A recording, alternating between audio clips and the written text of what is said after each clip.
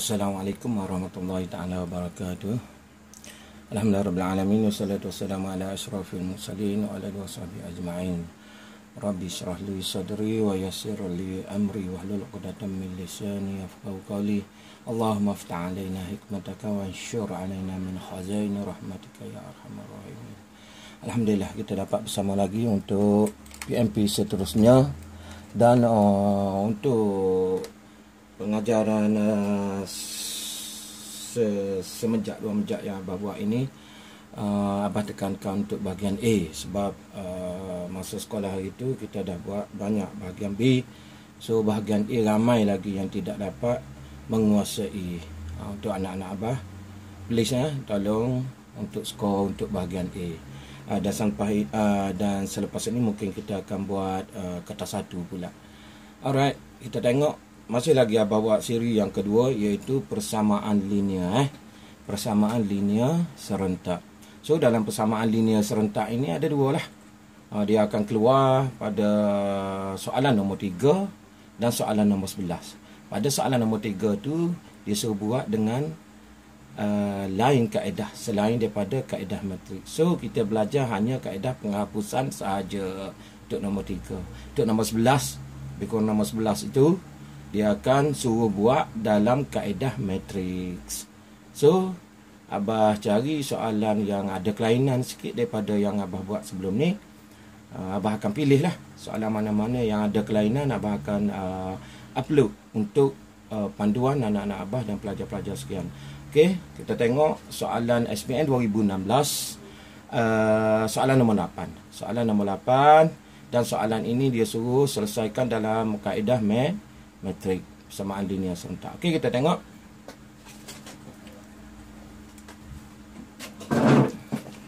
Okey, jadual menunjukkan maklumat pembelian buku oleh Murni.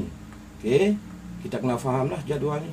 Jenis buku, matematik dan sains. So bilangan buku dia suruh buat matematik ni diwakili oleh X dan sains ni diwakili oleh Y.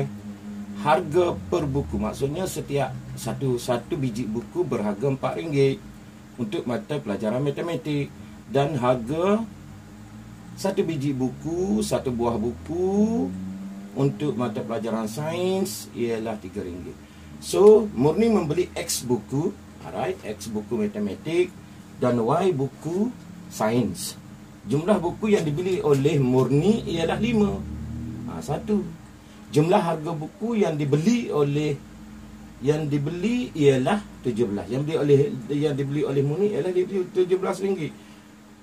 So soalan yang A, yang pertama 8A, tulis dua persamaan linear dalam sebutan X dan Y. B seterusnya dengan kaedah metrik, itu nilai X dan nilai Y. Alright. So kita tengok persamaan. Yang penting yang masalah dalam kaedah linear, dalam persamaan linear ni, pelajar-pelajar bila tengok je soalan dalam bentuk pernyataan macam ni, ni soalan kebat kan. Ramai yang tidak dapat mengeluarkan persamaan, baca tak faham, tak apa-apa entah. Alright, tak nak macam tu kan, tak payah mana, semua kita faham. So dalam persamaan linear kita tahu XY, walaupun dia keluar dalam AB pun kita guna AB. Di kalkulator kita tekan X dan Y. Itu je. Tak ada masalah. Ganti sahaja X dan Y, A dan B. Habis tu biasa dia guna Y dan apa lagi? M dan N. Biasa dia guna. Sama sahaja. A dengan B ke, M dan N ke, sama juga seperti X, Y. Hanya itu adalah algebra sahaja, algebra kan. Okey, kita tengok. Yang pertama pernyataannya, kita nak faham daripada pernyataannya, membeli X buku dan Y buku sains, X buku X. So, soalan yang pertama, jumlah buku yang dibeli ialah 5. Jadi X, bilangan buku X tambah Y lah. Jumlah ni ialah tambah X tambah Y. So, kita dapat soalan yang pertama, jawapan dia apa? Jawapan dia nombor A tu. So, persamaan pertama yang kita dapat, X tambah Y sama dengan 5 buah buku. Okey, boleh faham? So X buku matematik dan Y buku sains jumlah buku yang dibeli jumlah sama dengan 5. Dapat satu persamaan. Lepas tu jumlah harga buku yang dibeli oleh Murni RM17. So yang pertama kita ambil jumlah buku. Yang kedua jumlah duit. So berapa buku matematik dia beli? Berapa ringgit satu?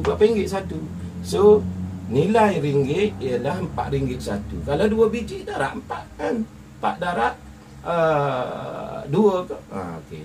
Maksudnya jumlah ringgit ni 4x, RM4 setiap satu. Ni RM4 setiap buku. X kalau sebiji kan. So tambah berapa buku sains dia beli? Berapa ringgit sebiji buku sains? 3y sama dengan berapa ringgit semua sekali? 17 ringgit. Itu dapat 2 persamaan. Boleh faham? So di sini kita ambil persamaan pertama ialah jumlah buku yang dibeli. Yang kedua persamaan jumlah duit yang perlu dikeluarkan untuk membeli buku ini. 2 persamaan. Kita kena tackle lah dengan soalan itu. Macam mana kita nak tackle biar kita keluar persamaan serentak itu. Kan? Senang kan? Senang. So kita boleh tackle lah. Kalau keluar soalan macam mana kita tackle. Persamaan jangan sama. Okey, yang pertama persamaan jumlah buku, yang kedua persamaan ringgit. Dia akan ada 2 tu. Soalan akan keluar macam tu. Akan keluar 2 pernyataan yang berbeza. 2 persamaan yang berbeza. Jangan kita pergi ambil X tambah Y 17 ke, ataupun 4X tambah 3Y sama dengan 5. Dah terbalik lah. Kita kena faham betul-betul. Yang pertama jumlah buku, yang kedua jumlah duit yang perlu dibayar. Dapat 2 persamaan. Alright, mudah kan? So kita selesai. Soalan B ni dia suruh selesai dalam bentuk apa? Dalam bentuk kaedah matrix. Seterusnya dengan kaedah matrix, hitung nilai X dan nilai Y.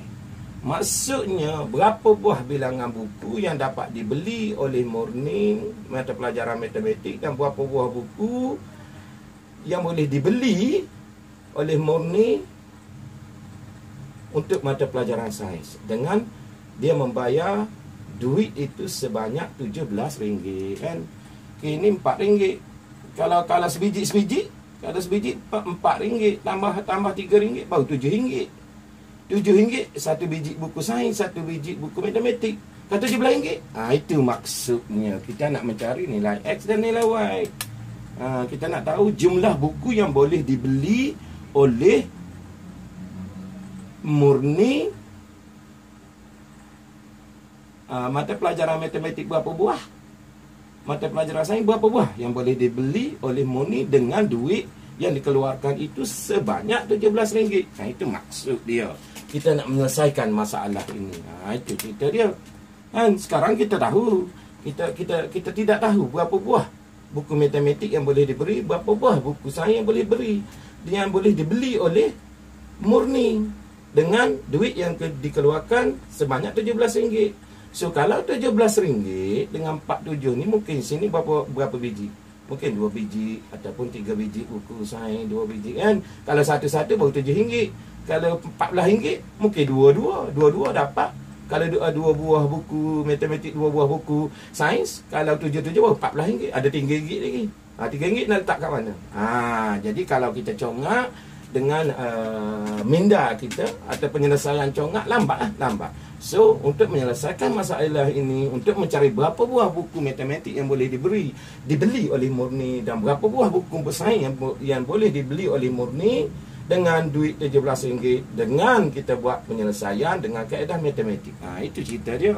Kita nak menyelesaikan masalah. So untuk step yang pertama, untuk kaedah matrik, kita tengok yang ni sudah ada formula pada buku soalan. Jangan lupa, kalau tak ingat formula, kita tengok pada buku ni ada kan? Ada. Di perkaitan tu ada nombor 4 kan? Yang pertama lagi formula yang disediakan nombor 4 tu A songsang. Tu A songsang. A songsang 1 per AB tolak BC in bracket D negatif C negatif B A, itu ialah formula bagi untuk menyelesaikan kaedah matrix. Alright. So kita pergi satu persatu, step-step ini kita kena hafal lah. daripada. Ni kita nak keluarkan daripada yang ni kan. So yang ni X ni maksudnya 1X kan. Kita nak keluarkan number saja. So 1. Part X ialah 4. Tengok susunan dalam bentuk matrik 4 duduk di bawah kan. XY XY. Jangan ditulis di depan ni Y X dulu. So X sama X, Y sama dengan X. Y sama dengan Y. So sini part X ialah 4 X ni 1. Kenapa 1? 1X orang tak tulis kan. Kalau X tu maksudnya ada nilai 1. Sama juga dengan Y. Y tu ada nilai 1. Sebabnya kita sebut 1Y. 1Y kita tak tulis sebenarnya. 1Y ialah Y lah. So kalau dia tanya number, kalau Y saja 1. So sama juga di sini 1. 3Y 3 lah. Kita ambil nombor. Itu step yang pertama. Yang ni kena hafal. Lepas tu kena tulis in bracket dalam bentuk matrik XY. Kena buat sama dengan 5 dengan 7 17. Alright, 1 kan. Okay, step yang kedua terus kita pergi ambil kepada apa? Kepada ni formulanya A sang-sang ni. Terus kita pergi kepada, tapi kena tulis di hadapan ini X Y. Okey. X Y sama dengan 1 per. Ni kena ingat 1 per. Ingat mana A B C. Ni kena ingat ni A ni apa tanda ni kena ingat lah. Ini masalah kita tak tahu di A tu di mana. Kan kita kena ingat A ni ialah sini, di sini A, di sini A, di sini B, di sini C, di sini D. So kita buat dulu. Kita buat penyelesaian dia kan. 1 per A tolak D. A ni A darab 3 kan. AD. So 1 darab 3 in bracket. Buat bracket macam ni pun tak apa. Lepas tu formulanya tolak kurungan. Buat kurungan tak apa. Sebab untuk kita keliru. Tak bagi kita keliru dengan soalan. Dengan number yang kita tulis. B berapa B? B ialah 1. 1 darab berapa? 1 darab C. C ni kan 1 darab 4. So habis di situ. Habis yang ni kan. So kita masuk nilai pula. Nilai seterusnya ialah D di sini. So dia bertukar. Tengok tempat duduk yang tadi A dan D. Dia bertukar. Di atas A di bawah. So 3 di atas, 1 di bawah. So B ni dia jadi negatif B. Kalau 1 jadi negatif 1. Kan? Kalau 4 jadi negatif C. 4 tu jadi negatif 4. Itu saja. Jangan lupa satu lagi kena tulis. Jangan terlupa 5 dengan 17. 5 dengan 17. Kalau terlupa yang ni dikategorikan salah lah.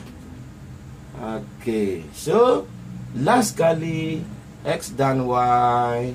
Kita tekan kalkulator sahaja. Kita tulis dulu X. Tulis in bracket. X sama dengan berapa kan. Lepas tu Y sama dengan berapa. Just tekan kalkulator saja. Yang ni ingat ABC apa nak padam. Untuk tekan kalkulator. Untuk tekan kalkulator kita direct ambil soalan ini. Ambil yang ni kan. So yang ni kita katakan ni. Yang ni kita ambil A1. Ni kena ingat ni. Kadang-kadang pelajar ingat. Ni ialah A1. Tak nampak lah. Okay, sini ialah A1. Sini B2. B1. Ni ambil number untuk tekan kalkulator. Ni C1. So di bawah ini pula ialah A2. Nilai 3 ni ialah B2. Nilai ni ialah C2. Supaya kita nak tekan kalkulator.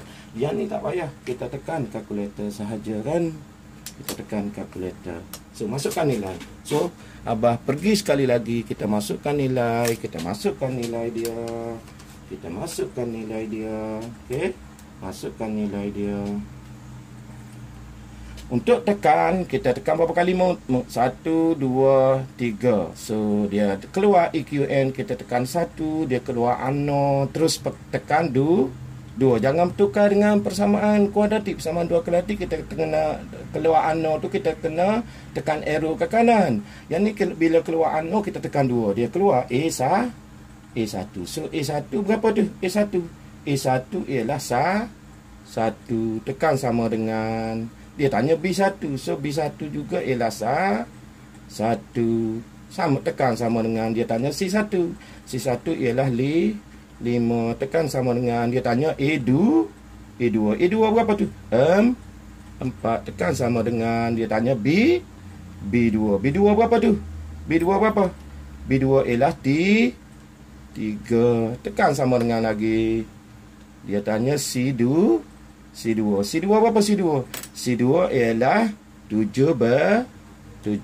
Tekan sama dengan, so dia keluar tu, X dapat 2 biji buku matematik dan Y dapat 3 biji buku sains. So 2 dan 3 kan. So X dapat 2, Y 3. Di sini kena tulis ya. Tulis 2 dan 3. Apa maksud tu dia tanya. Seterusnya kaedah metrik itu nilai X dan nilai Y. So X 2, Y 3 tu nilai X, nilai Y. Bermaksud dia akan beli, Murni akan beli 2 buah buku matematik dan 3 buah buku sains. Selesai masalah kita. Selesai. So logik tak? Logiklah penyelesaian. Betul tak? Kalau RM17 duit, dia dapat beli 2 buah buku matematik kan. So 4 darab 2, 8. Dapat RM8 kan. 8 tambah berapa? 3 biji buku sains. 3 darab 3, 9 kan. 8 tambah 9. So dapatlah berapa? Dapatlah 17 kan. Logik kan. 8 tambah 9, 17 kan.